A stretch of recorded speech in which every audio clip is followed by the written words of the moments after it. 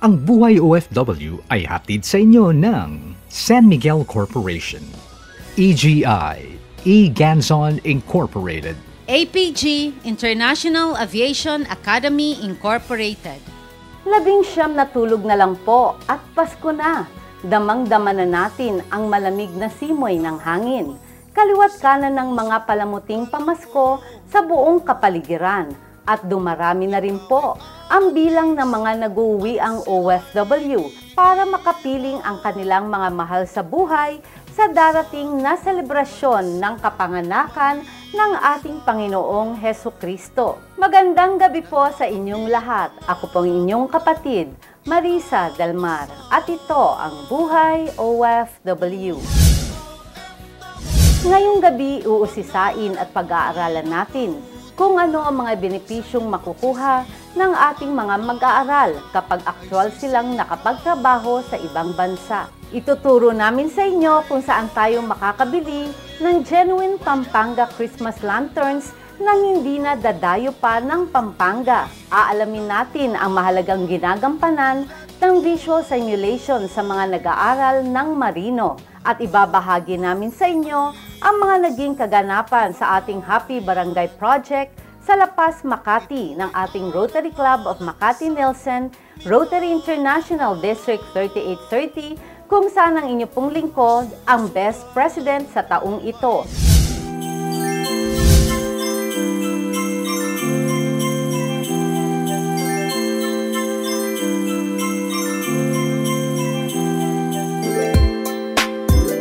Iba na ang simoy ng hangin, kumukuti-kutitap na ang mga nagagandahang parol sa ating kapaligiran.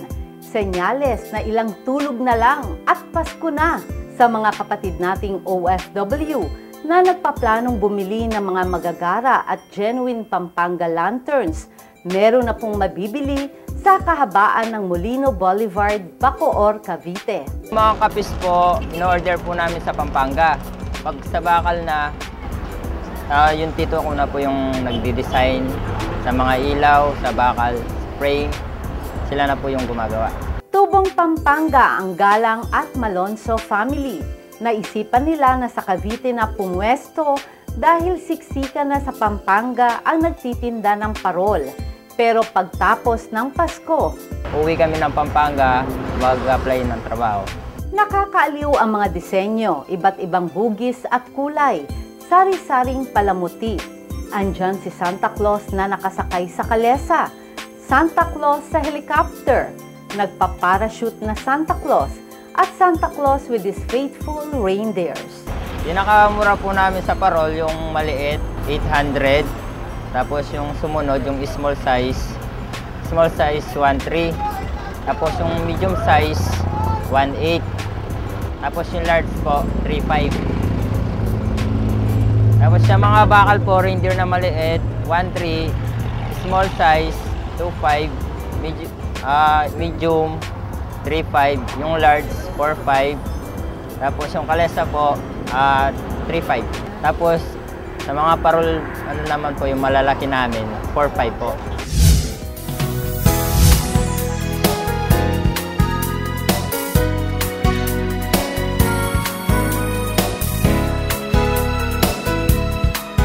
Ang Buhay OFW ay inihatid sa inyo ng APG, International Aviation Academy Incorporated. Sa susunod na Sabado, paano nagkaroon ng malinaw na direksyon ang buhay ni Joel Abraham matapos itong sumubok magtrabaho abroad? Ano ang mga katangian ng Gabones family para masungkit ang karangalang Model OFW Family of the Year Award 2014 Land-Based Category sa regional level? Paano nagkatulungan ang mag-asawang Ronaldo at Venus, parehong nagtrabaho abroad, para may taguyod ang kanilang pamilya? At saan magandang magdaos ng Christmas party ngayong darating na Kapaskuhan? Ang mga kasagutan sa pagbabalik ng Buhay OFW. Buhay OFW.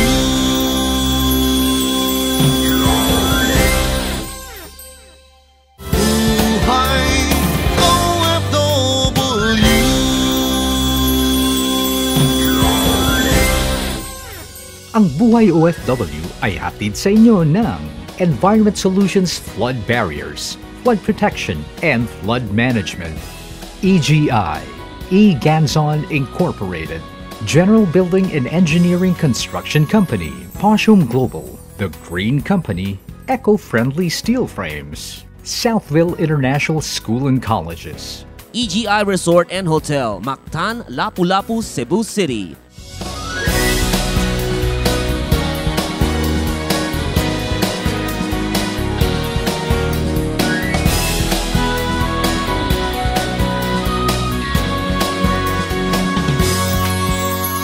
Laban man sa puso't kalooban, ikaw ay aalis at sila. Maaga pa lang abala na sa paghahanda ang buong barangay ng La Paz, Makati, kasama ang mga kasapi ng Rotary Club of Makati Nelson, Rotary International District 3830, sa pamumuno po ng inyo pong lingkod bilang Charter President at Best President year 2014-2015.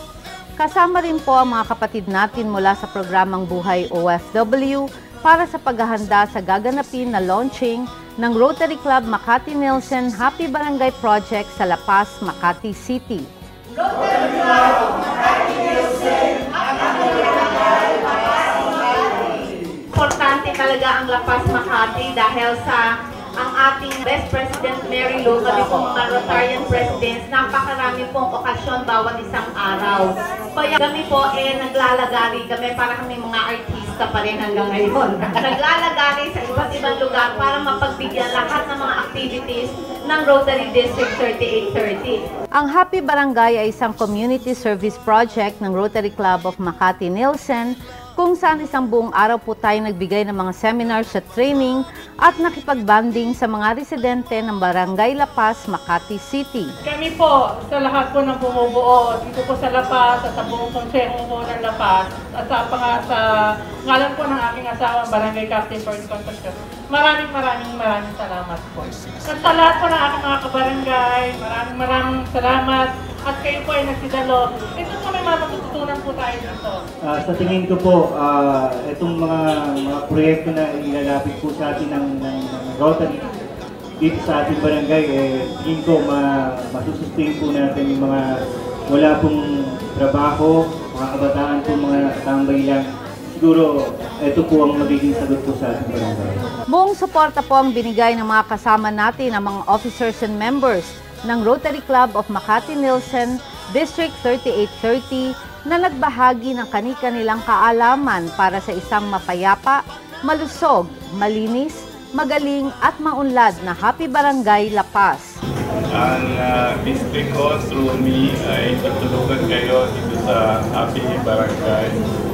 Marami yung proyekto at si CP Marisa will assist you sa anumang kailangan ninyo. Lalong-lalo na yung kanyang flagship project, Buhay OFW. Ilan sa nagbahagi ng aral ay mula sa ating Rotarian Aaron William Key sa kanyang paksa, Basic Education and Literacy. He says, to everything there is a season and a time to every purpose under the heaven. A time to be born and a time to die, a time to plant and a time to pluck up that which is planted.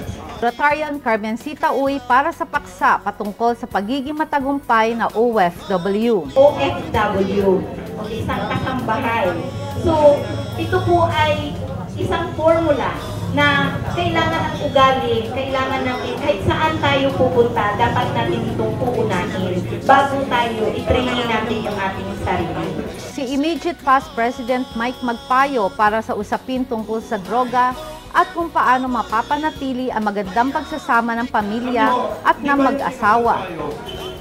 Ang tawag sa atin, asawa, di ba? Yung first year mo is asawa. After 10 years, tinanggal yung A. Awa na. Another 10 years, tinanggal yung S. Awa na lang, di ba? Another 10 years, tinanggal yung W. At pinakahuling kwa natin is yung magdadala sa atin sa langit. Ibig sabihin yung mga asawa natin, pinagtsagaan tayo, dadali niya tayo sa langit. Naroon din ang ating Secretary General, Rotarian Architect Tessa Espinas, para sa mga kabataan na nagnanais kumuha ng kursong arkitekto. Talagang puyat, hindi lang doktor, nag-aaral ng doktor ang puyat, arkitekto din puyat yan. Pero masaya ang klase ng arkitekto kasi ako po ay nagturo at bala ko pang magturo ulit kasi talagang masaya po ang klase ng mga student architects. Rotarian Rodel Martinez na tinalakay ang paksang Jobs 101 at kung ano ang mga dapat nating tandaan at paghandaan kapag tayo ay naghahanap o nag-a-apply ng trabaho. Sa mga kumpanya, binibigyan po namin sila ng magandang training kung paano po sila humarap sa kanilang empleyado, sa kanilang employer, paano sila makisalamuha sa kanilang mga nagiging katrabaho, at kung paano nila gampanan ang kanilang mga trabaho upang ang kanilang hanap buhay ay maging maayos. At ang ating immediate past President Marlene Cruz para talakayin ang kahalagahan ng tamang pangangalaga sa ating pangangatawan at ang importansya ng maayos na kalusugan sa mga kababaihan. Kailangan natin payuhan ang ating mga anak or ang mga naging nanay na maagapan at maiwasan ang mga komplikasyon. Nagkaroon din po ng induction ng ating mga Rotaract members and officers, ang ating Rotaract President Kevin Espinas at Rotaract Vice President Princess Maria Adriano para sa Rotaract members Rotary Year 2014-2015. I further pledge to pursue the ideas and objectives of Rotaract in the district. Pangarap mo'y matutupad sa iyong pagsisikap, ang araw ay sisikat. Nagkaroon din po ng induction ng ating mga Interact members sa pamumuno ng ating District Governor nominee designate Edwin Absilios Jr. at Senior Assistant Governor Ed Nagan. Without mental concentration and purpose motivation. So help me God. Congratulations.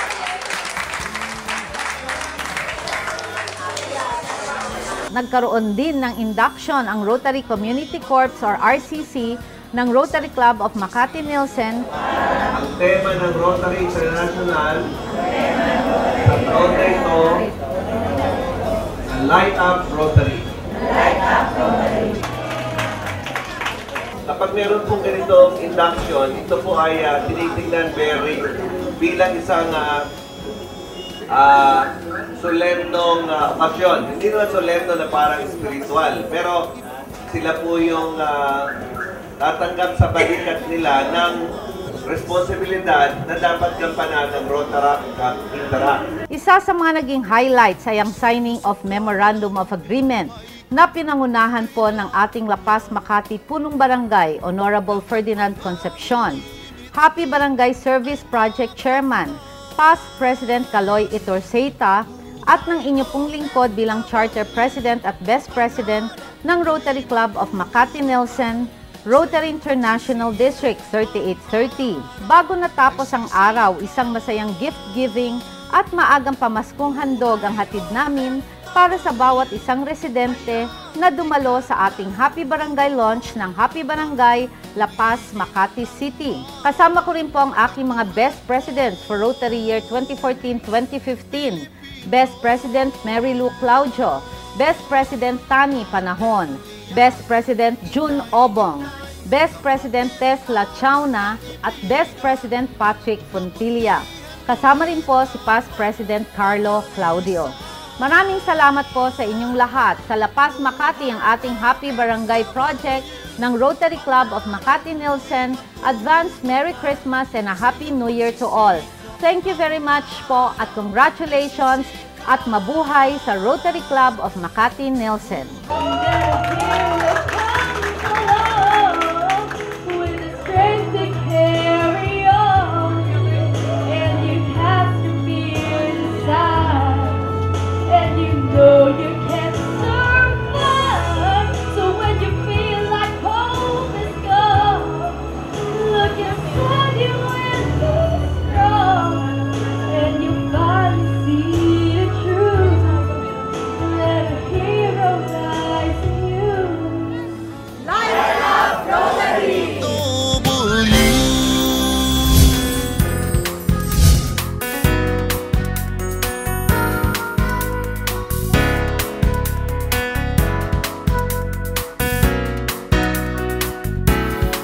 Ang Buhay OFW ay inihatid sa inyo ng APG, International Aviation Academy Incorporated.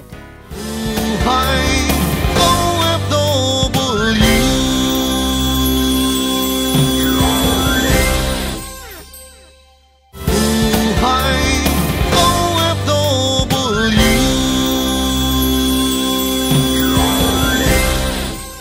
Ang Buhay OFW ay hatid sa inyo ng West Insula Condominium, Fucoidan Slimming Rejuvenation and Wellness Center, a Fucoidan capsule. Look young, live longer, a gift of health from the sea. The Malaya Business Insight. EGI Pamulidawen Hotel, Lawag City. Sa mga kapatid naming OFW, nais nyo bang papuntahin sa Australia o Amerika ang inyong mga anak para makaranas ng aktwal na buhay ng isang OFW? Maaari na nilang ma-experience sa magtrabaho sa ibang bansa sa pamamagitan ng HR International, International Education and Cultural Exchange Programs. Yung exchange program, yung mga Filipino students, they go to the United States. Kasama nila yung mga international students namin na galing from Europe, from Asia, tapos South America, Africa, Middle East. Then, ang mga kasama nila sa trabaho, yung mga American workers sa mga partner establishments natin. We are in partnership with over 60 schools nationwide. And we are looking for currently enrolled students who are interested in having a work and travel experience in the US.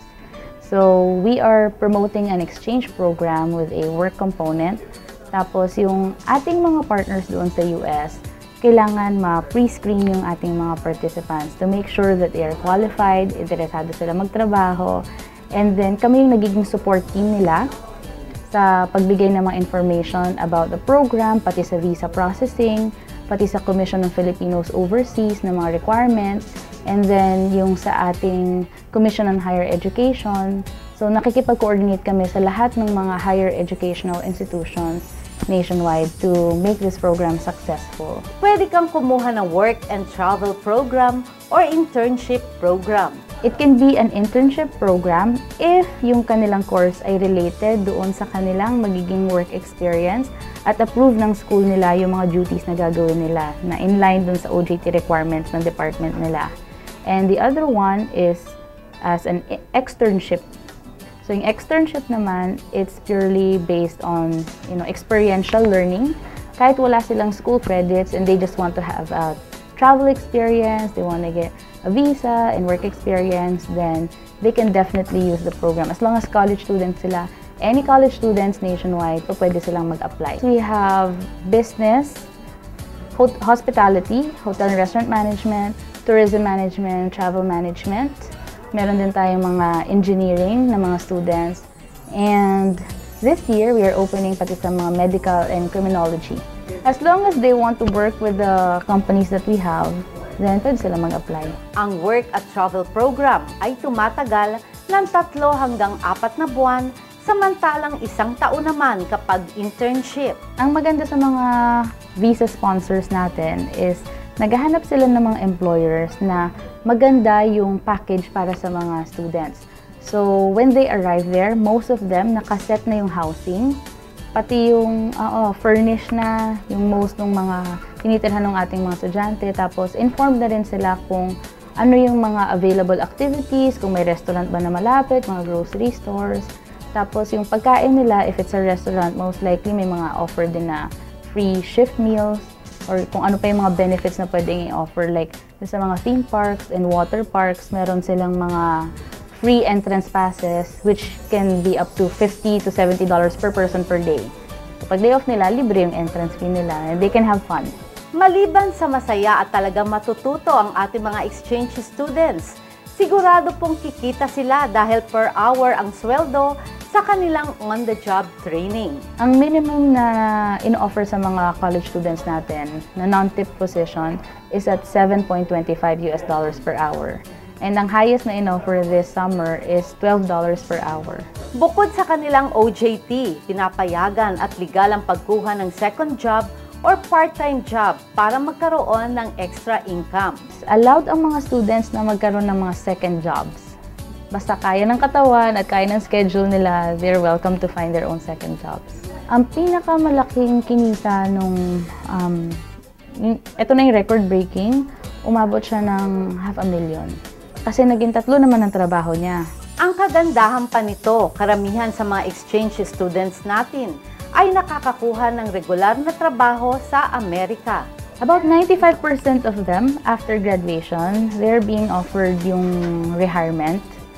So it's up to them if they want to take it. But again, a lot of the students, ito na yung opportunity na inaantay nila. So a lot of them go back there. Si Monette Campanilla, program chair sa isa sa mga partner schools ng HR International. Ang laki ng difference talaga. Kasi number 1, they get to go abroad. Number 1. Kasi di ba parang hirap makakuha ng visa kung mag-a-apply lang sila. Pero with the assistance of the HRI, definitely it's a rare opportunity for them. Secondly, pagbalik nila dito, I can see that there is a difference with the confidence. Talagang they can say na iba yung dito, iba yung doon. Meron siyang mga estudyante na noon pa ay nag-OJT at nag-internship sa Amerika at doon na rin nakakuha ng regular na trabaho. You know, Filipino, masipag daw tayo eh. One of the most loved by other countries. Okay. So, inabsorb sila. Umuwi lang dito para ayusin yung working visa. And then ngayon, they have their own family. Actually, last April, I was there because she got married. Si George Burns nagtapos ng International Relations and Business Studies sa Amerika at naging exchange student sa Europa. Isa na siya ngayon sa mga international partners ng HR International na nakabase sa Amerika. The students are fantastic. I mean, I think when I come to the Philippines, I notice how great the hospitality is here. I actually don't think that I've ever even opened a door for myself since I arrived to the country. It's just an example of the hospitality here, and the students do really work well in the tourism industry in the United States. Come do it, it will change your life. Best experience that I've ever had was traveling and living abroad, and I really encourage anybody to take advantage of the opportunity. Sa aming pagbabalik, ipapakilala namin kayo sa mga estudyante na gustong sumubok sa exchange student program bilang paghahanda sa kanilang pagtatrabaho abroad.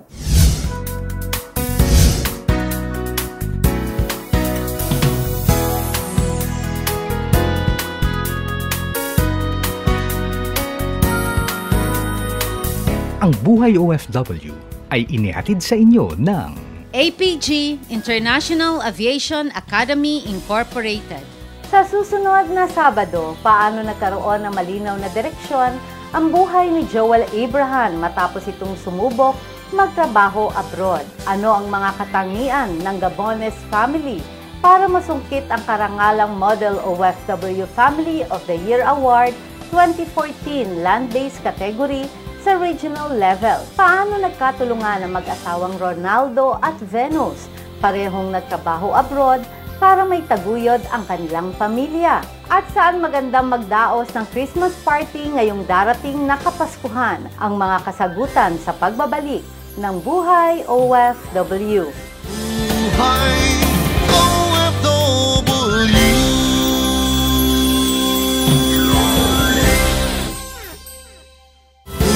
Buhay OFW.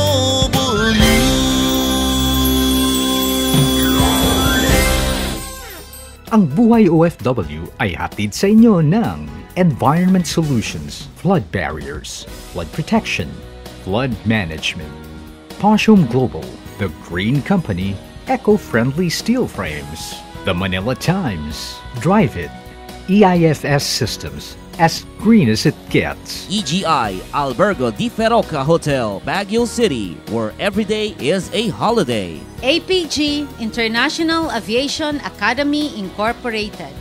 Dahil sa pag-a-abroad ang kadalasang naiisip nating paraan para mapadali ang pag-asenso natin sa buhay, ang mga kabataan ngayon ay naghahanap ng iba't ibang pamamaraan kung paano mapapadali ang pagpunta sa ibang bansa para makapagtrabaho. Sa ginawang orientation para sa International Educational Cultural Exchange Programs, kung saan naimbitahan po ang Buhay OFW, Nakapanayam namin ang ilan sa mga interesadong sumubok sa programa. Si Loris Santiago, third-year engineering student sa Colegio de San Juan de Letran, Bataan. Gusto ko po ma-experience yung OJT International.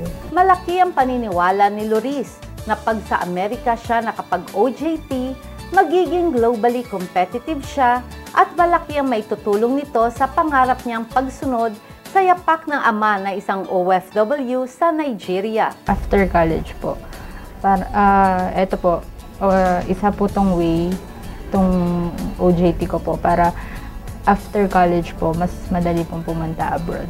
Sa Colegio de San Juan de Letran, Bataan din nag-aaral si Mary Lay Jimenez. Kumukuha siya ng kursong Hospitality Management. Nais niya makapag-OJT sa California dahil gusto niya makapagtrabaho at manirahan doon kasama ang kanyang mga kamag-anak. Doon po mag-work, tsaka doon na po tumira. Si Cynthia Alianga ng Iloilo, may kapatid siya na OFW sa India.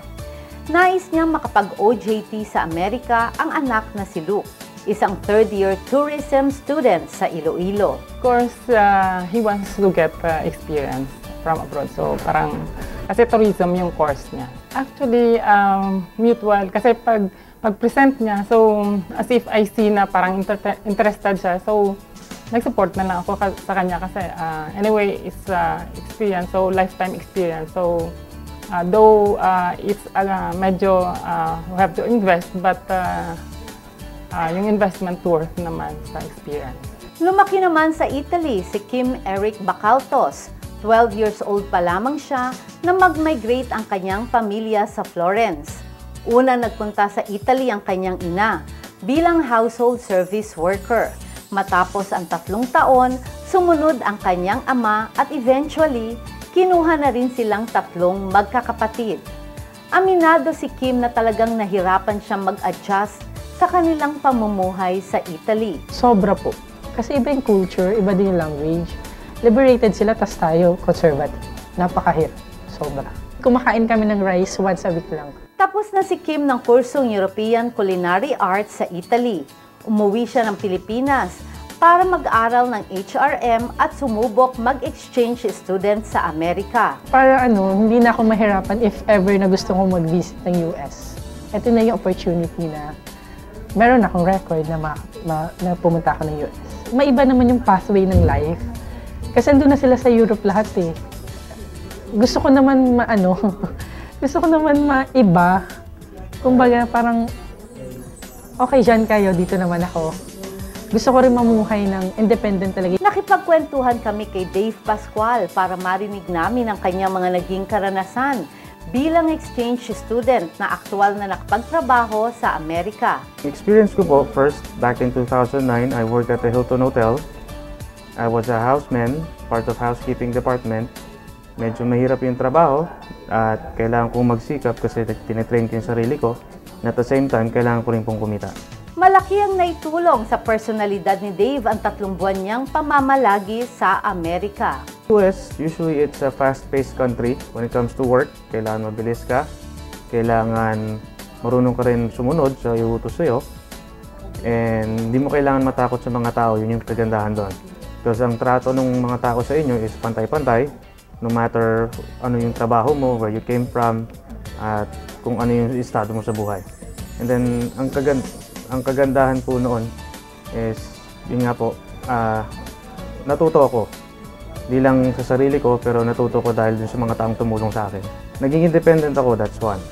At dati hindi ako marunong mag-English or confident magsalita in English, natutunan ko po yun. Ako po sa aming magkakapatid yung pinaka makulit, yung pinaka magulo. Pero nung nandun po ako, medyo nagtino ko kahit konti. Matapos ang 3 buwan niyang on-the-job training, umuwi siya ng bansa para tapusin ang kursong HRM. Pagka-graduate ay muli siyang bumalik sa Amerika para sa 1 taong internship. I worked at Uno Chicago Grill sa Manassas, Virginia. And all around po ako doon. Naging server, bartender, cook, sa pizza, lahat. Ginawa ko na po. Kahit yung pagtinta ng restaurant, ginawa ko na rin. Ang kagandahan din kasi bilang Pilipino is alam nilang masipag tayo. And hindi lang natin iniisip na para sa pera ito, para to sa sarili natin. Ibinahagi sa amin ni Diane Pascual ang kanyang karanasan bilang isang exchange student. I wanted to have an opportunity pero hindi ko in-expect na as a college student, mabibigyan na ako agad ng opportunity na makapunta sa United States. Madami akong mga nakilalang mga international students, mga European from Poland, Slovakia, Romania, Ukraine, tapos yung mga Russians, Jamaicans, Dominican Republic. So I met a lot of students and it opened a lot of doors for me na maintindihan yung culture nila, and that's what I'm teaching yung mga estudyante natin dito ng mga Pilipino. Ang mga natutunan niya sa Amerika ang nagbigay daan at lakas ng loob sa kanya para maitayo niya ang HR International. Naniniwala si Diane na malaki ang maitutulong niya sa mga kabataan na nangangarap makapagtrabaho sa ibang bansa. Ang Buhay OFW ay inihatid sa inyo ng APG International Aviation Academy Incorporated. Sa susunod na Sabado, paano nagkaroon ng malinaw na direksyon ang buhay ni Joel Abraham matapos itong sumubok magtrabaho abroad? Ano ang mga katangian ng Gabones family para masungkit ang karangalang Model OFW Family of the Year Award 2014 Land-Based Category sa regional level? Paano nagkatulungan ang mag-asawang Ronaldo at Venus, parehong nagtrabaho abroad, para may taguyod ang kanilang pamilya? At saan magandang magdaos ng Christmas party ngayong darating na Kapaskuhan? Ang mga kasagutan sa pagbabalik ng Buhay OFW. Buhay OFW.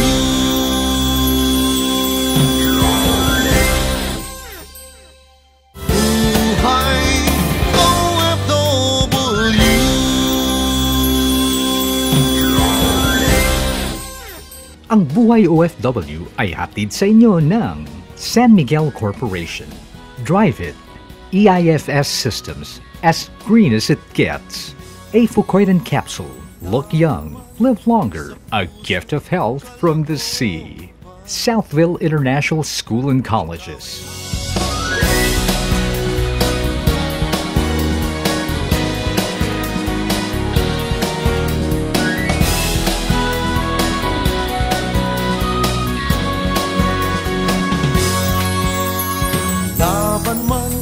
Sa puso't kaloob. Naimbitahan ng Buhay OFW sa First Philippine-Korean Maritime Technology Forum ng Korean Scientific Models Company o COSMO at ng OSM Shipping Philippines Incorporated. The significance there is that the modern technologies right now, the most important is technologies right now.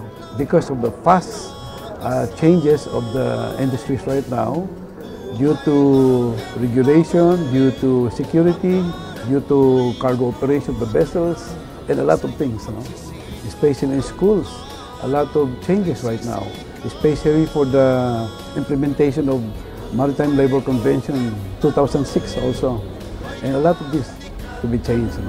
So we would like to introduce this especially in the whole Philippines right now.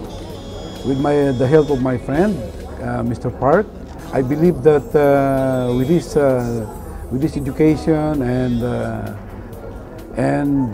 this kind of project that he is ready to, he like to impart this to the Filipinos. Some company would like to put up a shipbuilding industry here.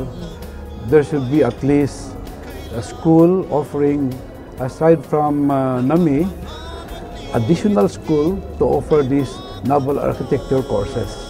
Ayon kay Captain Alexander Abilo, President and General Manager ng OSM Shipping Philippines, mataas pa din ang demand sa mga Filipino seafarers at lalong lumalaki ang kumpiyansa at tiwala ng mga international ship owners sa ating mga marino. The modern technology right now, especially for animation, which I believe that the student will make use of this, will make use of this. Especially you can picture out everything, especially for automation project, especially for instrumentation project, for electronic projects like that, especially in vessels. Before they embark the vessel, they can already know what is a shuttle tankers. what is the container vessels, the inner part of the vessels. They can already dissect what is inside of that vessels. Right? I was surprised and I was very impressed, seeing the modern technologies right now through in these projects, animation. Malaki ang may tutulong ng makabagong teknolohiya sa larangan ng marine technology na handog ng Cosmo. Yes, my main purpose of this event is introduce Korean technology to the Philippines, and then we join together and make a development of engineering workshop and forums like that. My background of my company is naval architecture, and then aerospace engineering, and then some art designs, and then some drawing techniques. After this event, I want to make joining ventures in the Philippines and Manila. Maybe next year we start the business. Yes. I love Philippines because Philippine people is very kind, and then they are always smiling. And then Philippines have a very good maritime basement. Yeah, they make many seamen and educations like that. That's why I approaching to the Philippines. Sa pamamagitan ng makatotohanang model ships, engineering mock-up at 3D graphic animation, mapapadali na ang pag-aaral sa aktual na itsura at detalye ng loob ng isang barko. Tonight, I talking about the engineering mock-up and then computer graphic animations. That is for need for educations and advertising and marketing, and then pre-study of drawings. It's a very important thing for the main basic of engineering. Not only for marine, but it's usually applicable easily to the marine. And then in Korea, many shipyards using this. That's why I introduced for the maritime. For the maritime. Sa susunod na Sabado, paano nagkaroon ng malinaw na direksyon ang buhay ni Joel Abraham matapos itong sumubok magtrabaho abroad? Ano ang mga katangian ng Gabones family para masungkit ang karangalang Model OFW Family of the Year Award 2014 land-based category sa regional level? Paano nagkatulungan ang mag-asawang Ronaldo at Venus, parehong nagtrabaho abroad, para may taguyod ang kanilang pamilya? At saan magandang magdaos ng Christmas party ngayong darating na Kapaskuhan? Ang mga kasagutan sa pagbabalik ng Buhay OFW. Ang Buhay OFW po ay handang magbigay impormasyon at serbisyo sa ating mga OFW at pamilyang OFW anumang oras, anumang araw. Ako po inyong kapatid na handang maglingkod, Marisa Dalmar, kakampi, kaibigan at kapatid ng mga manggagawang Pilipino sa buong mundo. Ito ang Buhay OFW.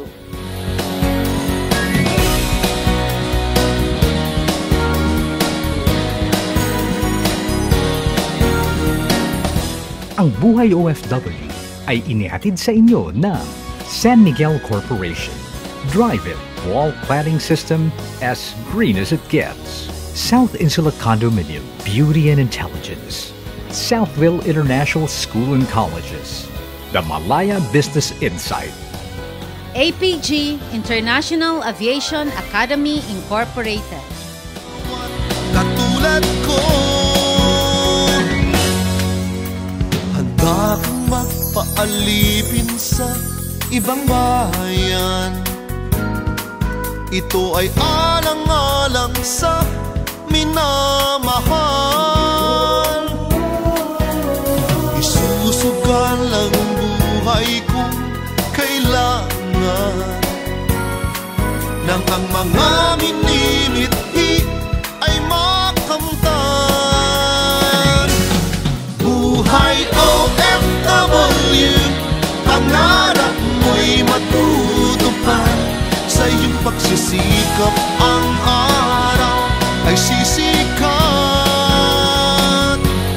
Buhay OFW, bayani ka na.